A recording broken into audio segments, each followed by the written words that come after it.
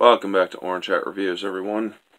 So, yesterday, I saw on a friend's Facebook post a tweet from Instagram. Snoop Dogg basically putting up a bunch of pictures of black conservatives and people who are pro-life and whatnot, people like Candace Owens, the Hodge twins, and many others. And he put the Coon Bunch. Now, everybody knows that there are several racial slurs that black people call other black people who don't agree with them. Things like coon and Uncle Tom. And all of those very hateful and very racist terms. So, I did what any normal person would do. I reported it. And Instagram came back within minutes saying this is not a violation of our terms of service. So basically, they support racism. And I called them out for it. I even put it on Instagram, I put it on Twitter, and I put it on Facebook. And now I am going to put it right here on YouTube. Instagram, you are racist. You allow racism to propagate.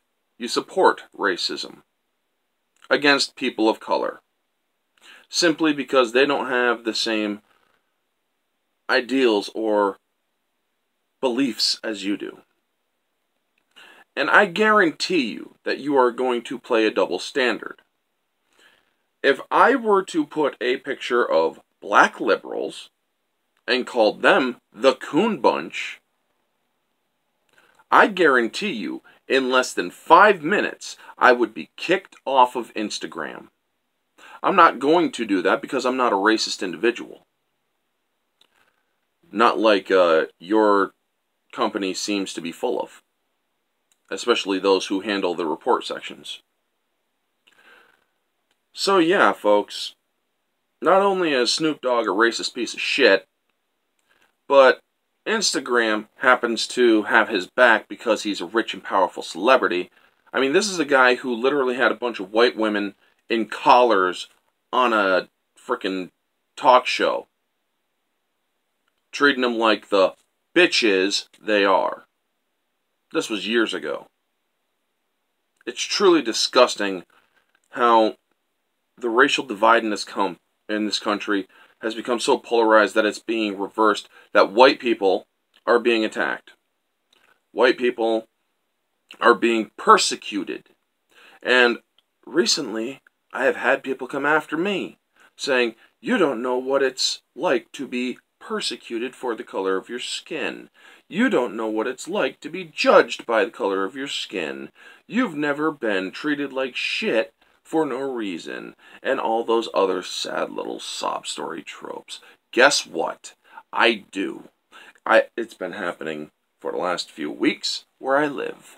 It has been going on, personally for me, for the last 3 years. I have been judged by the color of my skin. I have been treated like shit. I have been assaulted for the color of my skin. Actually, it's been even going on longer than that since the BLM actually became a thing. I had my life threatened because I was a white person, simply because I wore a black jersey shirt. I had my life and my physical body harmed, or attempted harm upon it, because I wore a Bo Jackson jersey at a Walmart. And a black woman freaked out. Said, you have no right to wear that. I was respecting my favorite football player. So forgive me if that offends your delicate sensibilities. I am not going to ever apologize for being white. And yes, these are minor digressions, but they also still go to the point of what I am trying to say. If you want to combat racism, the best thing to not do is be racist. Not towards people of color, not towards anyone. You see, by being racist, you become part of the problem. And yes, people can be racist towards their own race. I'm seeing it a lot with all these apologists out there that are walking around in chains around their neck saying, "I'm sorry for my white privilege." I see it with a bunch of people who are dear friends of mine who actually say that white privilege is a thing now because of whatever reason. I'm sorry, but anybody who claims white privilege is a racist. They are placing themselves over another based on the color of their skin. And I am so sick of people not calling them out for it. I know I will be. Every time I see a person say they have white privilege, I will do either a video, or I will, if it is a celebrity, or if it is a normal person that I don't know, I'll simply say, how does it feel to be a real racist?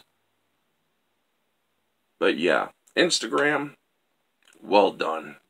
Getting back to the main focus, they will not do anything about Snoop Dogg's post. They didn't erase it, it's still there. And they will allow him to push his racist posts on Instagram. Now, if eventually they do erase it or take it down, if people continue to report it on the basis of hate speech and racism, then, well, they took too long. I'm not going to apologize, nor will I take my video down. They are supporting racism.